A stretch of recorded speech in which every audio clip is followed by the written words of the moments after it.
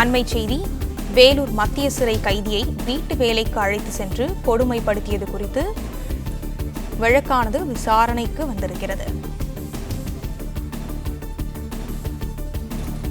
இதை பற்றின மேலும் விவரங்களை எமது செய்தியாளர் சேதுராமன் வழங்க கேட்கலாம். சேதுராமன், வணக்கம். இது குறித்தான விவரங்கள். வணக்கம். வேலூர் மத்திய சிறையில் சிபிசிஐடி போலீசார் விசாரணைக்காக வருகை புரிந்துள்ளனர். கிருஷ்ணகிரியை சேர்ந்த சிவகுமார் என்பவர் வேலூர் மத்திய சிறையில் ஆயுள் கைதியாக இருந்தார்.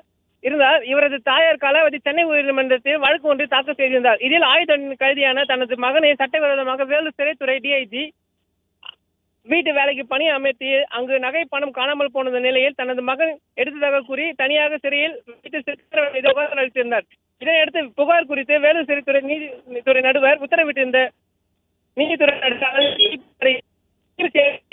வினோத் சந்திரா தலைமையான போலீசார் சிறை அதிகாரிகள் அத்துமீறல் குறித்து விரிவான விசாரணை மேற்கொண்டு வருகின்றனர்.